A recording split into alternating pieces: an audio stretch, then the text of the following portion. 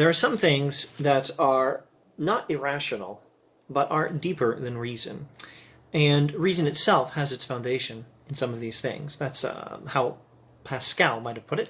And I think you'll find that James does quote Pascal somewhere in this book, whether he does it in this particular essay or not. And we are in the essay The Sentiment of Rationality in the book The Will to Believe and Other Essays in Popular Philosophy by my homeboy, William James.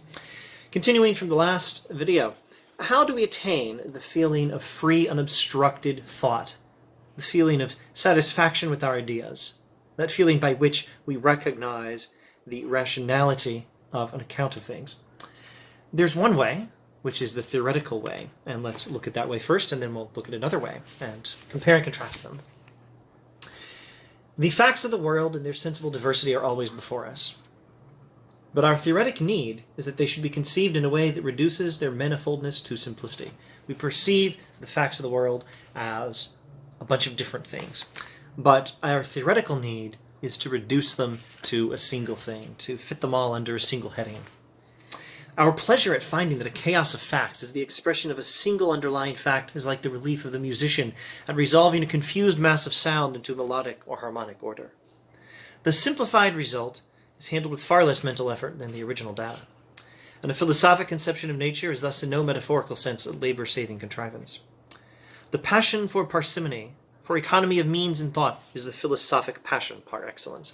The philosophical passion, and maybe the greatest of them, is to reduce everything to a single account, to follow Occam's razor, to be parsimonious. A passion for parsimony, for economy of means and thought. This is the passion for a theoretical simplification of all the different facts that may perhaps not actually be all that different, that we hope we can resolve under a single heading. Skipping a bit, that's the theoretical. The theoretical way of achieving the sentiment of rationality. But alongside of this passion for simplification, there exists a sister passion, which in some minds, though they perhaps form the minority, is its rival. This is the passion for distinguishing.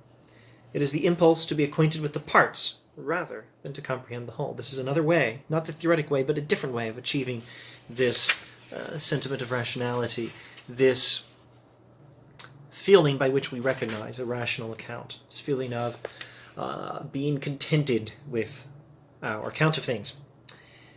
The sister passion to the passion for parsimony and Occam's razor, for a simplified account. The sister passion, is the passion for distinguishing, the impulse to be acquainted with the parts, rather than to comprehend the whole.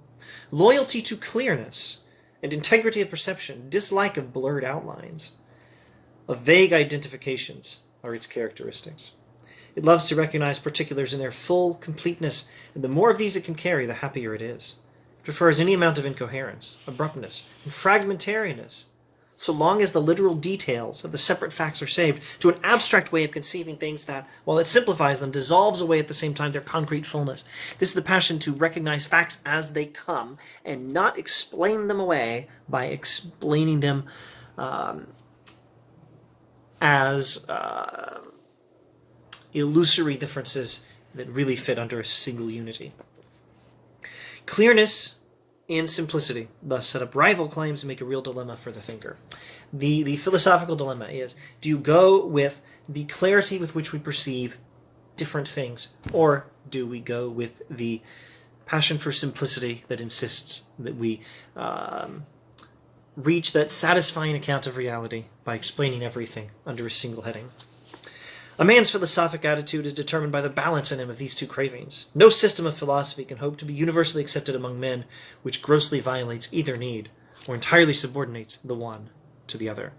Then James cites Spinoza as someone who takes the simplification need to an extreme, and Hume as someone who takes to an extreme the need to recognize distinct facts as they are.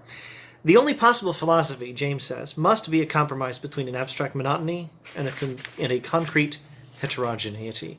You have to recognize both of these passions. The passion for simplifying things as much as possible, and the passion for recognizing things as they come in their distinctness. And you have to recognize both of these are legitimate needs of human reason for how we think through the world, how we explain reality. And we have to compromise between them at some point. The question is not, do you go with taking facts as we find them in all their distinctness, or all their apparent distinctness, or do we simplify things under a single heading? It's not choosing one or the other. It's a balance between the two. The question is, do you lean towards the simplification side of things? Do you lean towards recognize the clarity of our perceptions of what look like distinct things in reality? Do you lean one way or lean the other? Now, if you watch the first video in this series, the video introducing the preface to The Will to Believe and Other Essays in Popular Philosophy, you might know which direction James is going to lean. We are thus led to the conclusion that the simple classification of things is on the one hand the best possible theoretic philosophy, but is on the other a most miserable and inadequate substitute for the fullness of the truth. It is a monstrous abridgment of life, which, like all abridgments, is got by the absolute loss and casting out of real matter. This is why so few human beings truly care for philosophy. A system of philosophy which reduces everything to a single thing is the superior system in terms of its simplicity that makes it the best possible theoretic philosophy. A monism, a philosophical monism. All is really one thing. But it's also a terribly unsatisfactory philosophy for its monstrous abridgment of life, for the loss and casting out of real matter, for neglecting to account for what we actually perceive in our experience as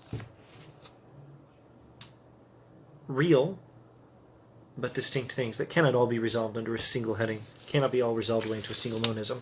So this is, these are the two priorities that the sentiment of rationality must involve. And both of them are shaped by human passions. Both of these are legitimate passions. The passion for simplicity and the passion for taking reality as we experience it. And you have to balance them in some way.